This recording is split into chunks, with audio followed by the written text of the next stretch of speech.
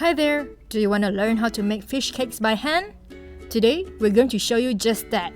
It's a very common ingredient in fried noodles, fried rice noodles, fish soup noodles in Singapore and Malaysia. Not all types of mackerels are suitable to make fish cakes.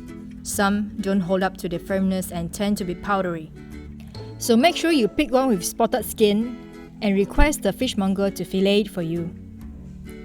If I'm not wrong, it's called Japanese Spanish mackerel. And before you start working on the fish cakes, it's best to line the table with a layer of thick newspaper so that it's easier to clean later. The other two ingredients you're gonna need are salt and white grounded pepper. You will also need a saline solution with a ratio of 1 teaspoon to a cup of water. Dip your spoon into the saline solution and gently start scraping from the top towards the skin. Break up the fillet into manageable sections and do it slowly.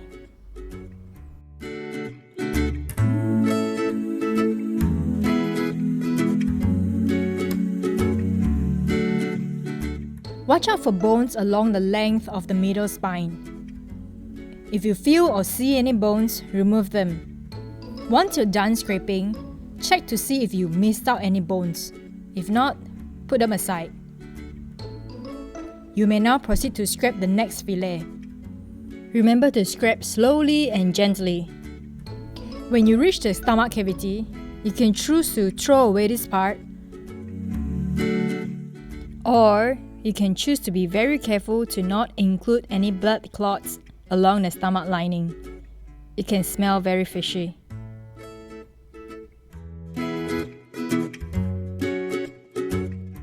Once you're done, place the fish into a bowl for seasoning and kneading. Add a bit of salt and white grounded pepper to taste. In this video, we added about a 1/4 teaspoon of salt and pepper. Don't forget the saline solution also adds salt into the fish. So when you add salt into a fish, do go sparingly. You don't want to have a salty fish cake. In order to start kneading, prepare a bowl of fresh salted water. Once you've wet your hands with the salted water, press and fold with the heel of your palm. Keep kneading until the consistency feels like a smooth paste. And the longer you knead, the finer the texture. We did this for about 20 minutes. And if you want it to be even finer, you can use a cleaver to mince the dough. But today, we are not going to give it a mincing treatment. We don't mind a bit of lump in the fish cake.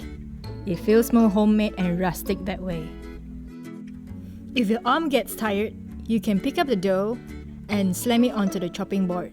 It's quite fun actually. But make sure you have a sturdy table. If your hands get sticky, remember to dip your hands into the salted water. When you have kneaded about 30 minutes, it will feel smooth and springy. Compress your dough to remove any bubbles.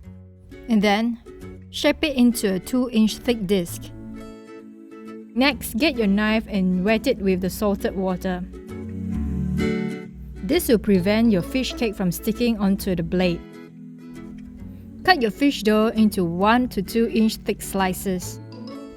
If you see some muscle fibers still intact, don't worry about it. Once you fry it, you won't be able to see it.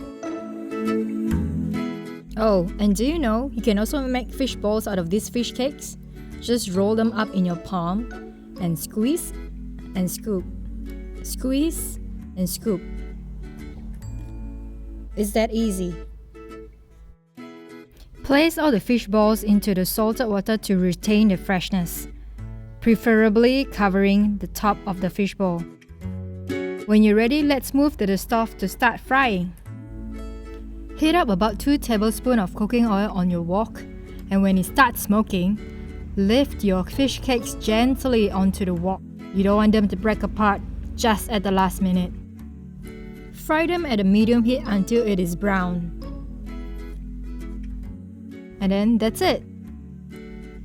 You can let it cool and then slice them into thin pieces.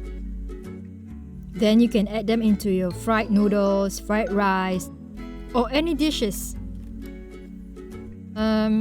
We should have added some cooking oil before we started frying the fish balls. As you can see, the fish balls got stuck. So we added some more oil and continue frying. Remember to be patient when you fry. The slower the fire, the less possibility that you will get burnt. Try not to turn it if it sticks to the wok. That means it's not brown enough. But patience is a virtue not bestowed upon everyone. I think a better way to cook these fish balls is to boil them in hot boiling water. Thank you for watching, and please click like or subscribe. There will be more videos coming.